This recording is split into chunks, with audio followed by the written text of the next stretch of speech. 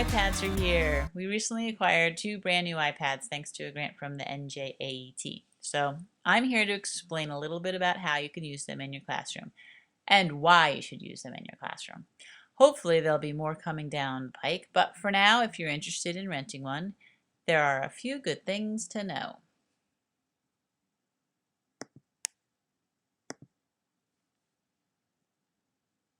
The iPad was announced in the spring of 2010. As is often the case with Apple announcements, people lined up in front of the Apple stores days before to get their hands on the new Apple tablet. From the reviews, many were not disappointed. The following year, Apple came out with a second version of the device, the iPad 2, and that too was a huge success.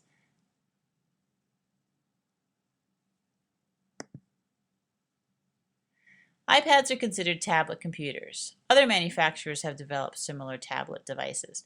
The tablet computer is smaller than a laptop and uses touch technology rather than a mouse or keyboard commands to function. It does have a virtual keyboard, which is similar but not identical to a QWERTY keyboard.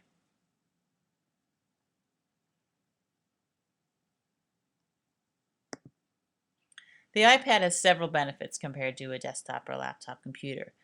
First off, its size and weight makes it portable and easy to use anywhere. It's completely wireless, so there's no worry about wires or cords or plugs.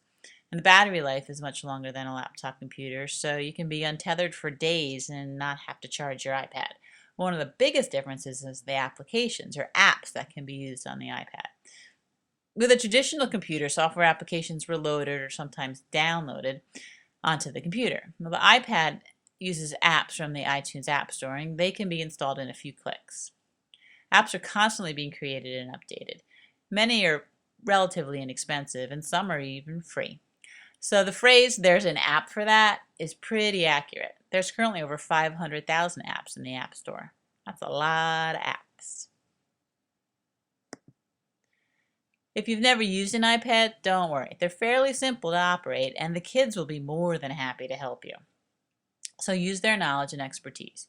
Basically, if you press the home button, the iPad screen will wake up and a page of apps will appear. You swipe your finger across the screen to go to the other pages of apps or to the keyboard. When you find the app you want, touch it and it opens. That's it. When you're done with the app, press the home button and begin all over again. Pretty simple. If you're interested in using them, and you should be, you could rent them out for a 2-week period and renew if possible. You'll get a fully charged iPad in a child-proof case, a VGA adapter so you can show the screen on the LCD projector, a quick start guide, and if you prefer, I can be rented out as well. I can model a lesson, or you could just have me as backup. If you're unsure of what to do with the iPads, stay tuned for some ideas to spark your imagination. Oh, and of course, if you want anything more on technology, be sure to check the tech board. We're updating it all the time.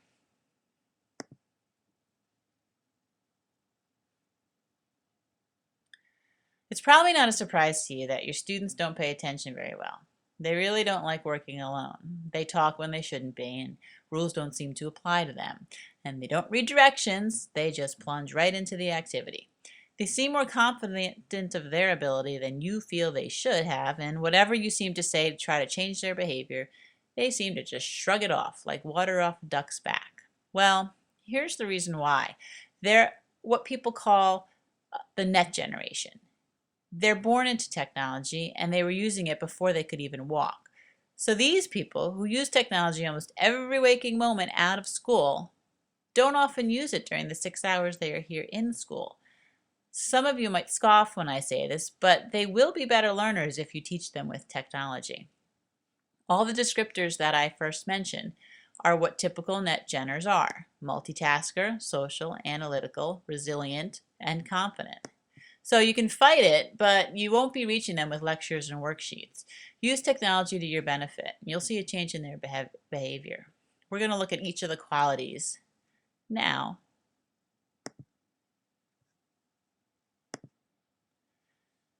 So your students don't want to read directions. Most net genners don't like to be told how to do something. They prefer to jump in and figure it out as they go. They don't need manuals or tutorials. They'll be much happier if you let them explore, and They can ask for help, but guide them, don't tell them. The iPad apps we've downloaded don't have much information on how to play them, but don't worry.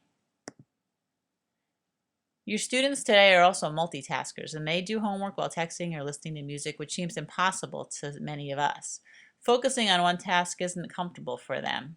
And if you think about it, most of their free time is spent with a lot of stimuli around them. So having music on in the room might not interfere with their work.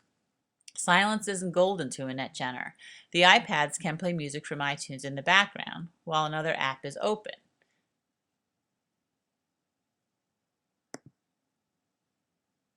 NetGenners are competitive and enjoy achieving goals, so don't fight that and give them activities that raise the bar. They've played online games since they were very young, so the idea of competition and goal setting isn't new. Creating an atmosphere where they can achieve is a positive for them. iPad apps often feature lots of levels and stages, and they continually move up as they play. NetGenners are also resilient, and they'll often expect setbacks and learn from them. So bring that into your classroom. Don't treat errors as mistakes and just use them as learning experiences. Feeling that it's okay to fail in your classroom will give them an opportunity to take risks. The iPad apps have plenty of chances to fail.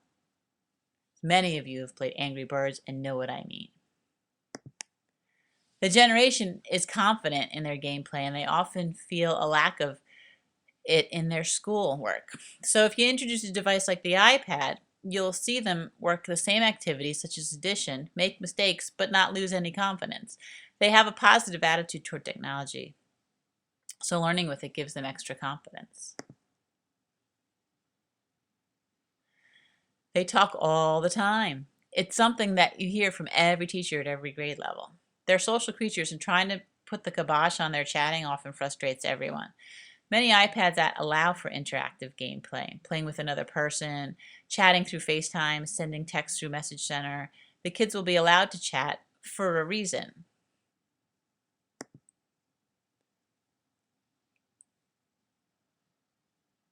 So, what is the result if technology isn't part of their school day? Well, for one thing, you'll have a room full of bored students. They won't be learning in a way that is exciting or interesting to them. They won't be practicing skills they need for their future careers, which undoubtedly use technology. And you'll be frustrated and losing out on a new learning experience for you as well. So you have nothing to lose to trying an iPad in your classroom.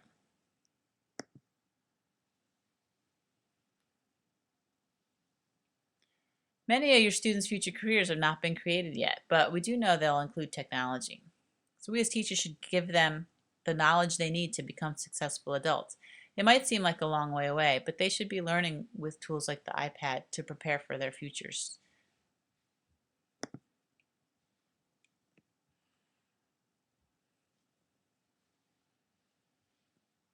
Thinking about how your students live today, they use technology in almost every moment out of school, so it stands to reason they should be using the same or similar tools in school. Preparing them to be good digital citizens by modeling how to use technology responsibly should become embedded into our curriculum.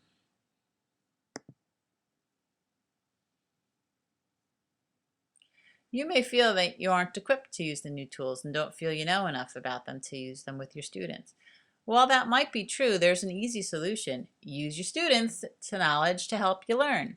Acknowledging that you are not the expert and are willing to use and learn from them is not easy, but your students will be happy to assist you.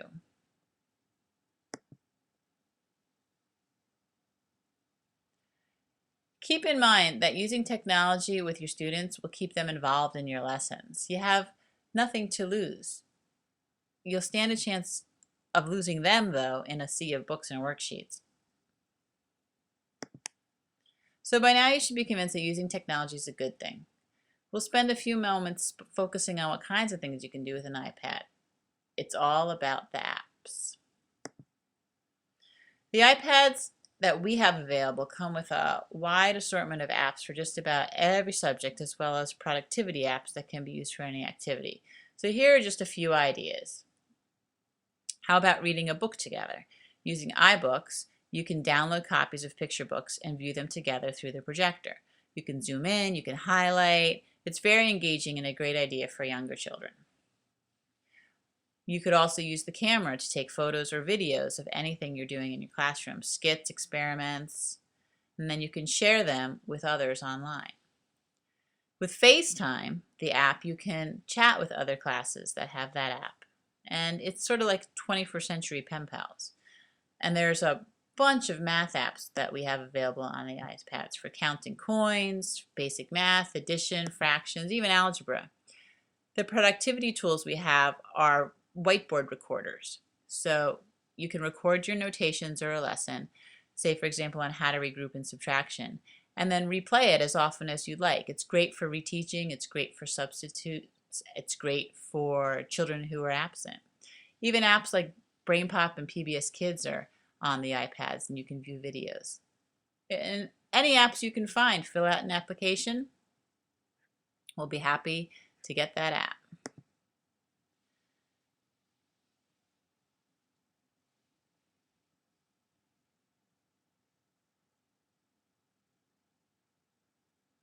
So we've covered a lot, and you might be feeling really overwhelmed now. But the good news is your students are there to help you. They'll be engaged, they'll be interested, and they'll want to use the iPads. So enlist their aid. It'll likely decrease the behavior issues, and they'll appreciate your efforts to make their learning fun and memorable. Try it, and I'm sure you'll be pleasantly surprised at how much fun it is.